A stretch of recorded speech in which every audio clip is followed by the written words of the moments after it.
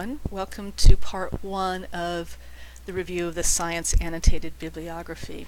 An annotated bibliography is sort of like the middle step of a literature review. So in other words, we start with a works cited, which is a list of the sources that you've actually used in your essay, right? Just a formatted list.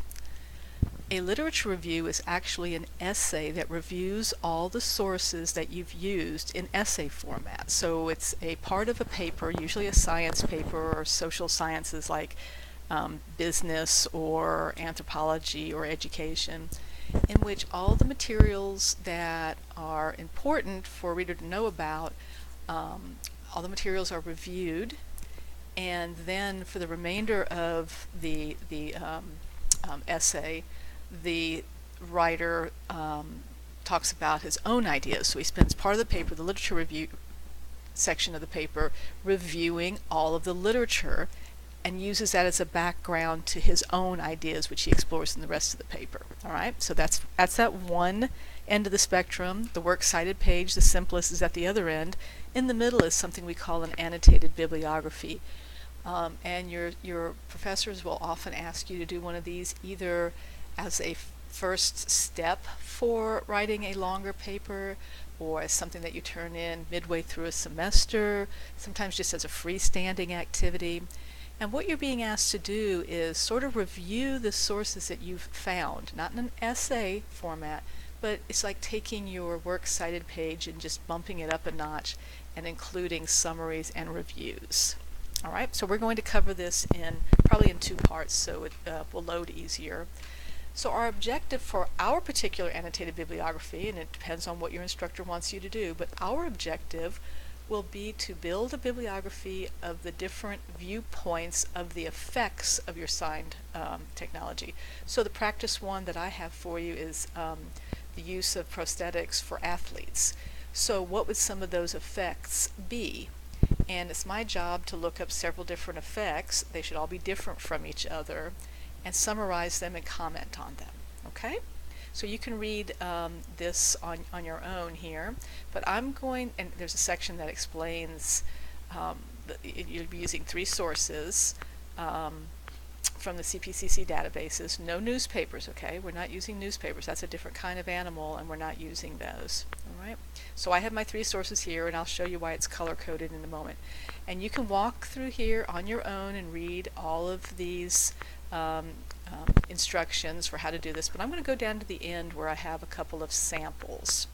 Okay? I have two samples. One here in color, and that's the one we're going to work through, and then one here at the end where I've taken the color and notes and annotations out, so you just have a clean copy, and this is what yours will look like when you're done. All right? So let's go back to the color-coded one so you can kind of see what we've done here. Okay? So the first thing I'm going to do is provide an introduction with a claim.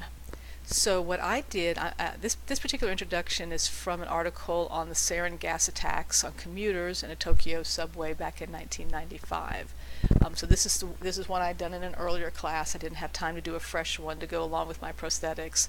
But yours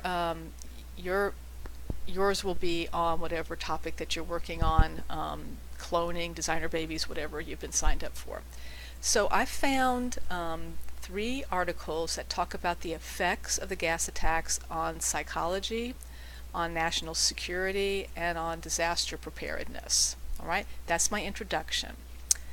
The next thing I'm going to do is to write a separate paragraph, like a kind of a background paragraph, just a couple of sentences to let you know a little bit about this topic, because if you don't know anything about the 1995 sarin gas attacks, then you probably don't care about the sources that are coming afterwards. So tell us just a couple of sentences, what is your topic about? What is cloning? What are designer babies? What is artificial intelligence, etc.? All right, so in 1995, these cult members carried out an attack on the Tokyo subway, releasing a toxin, injuring almost 6,000. All right?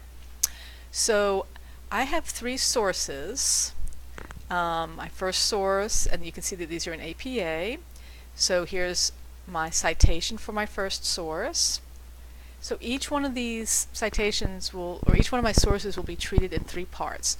The first part being the citation, the second part being a summary, and the third part being my analysis of that source. Then I go on to the next one. And you can see why I put these in color just for discussion purposes here. Here's my second source, my citation for it. Here is my summary of that source. And here is my analysis of the source. And then I go on to the third one. Here is my citation, my summary, and then my analysis of it.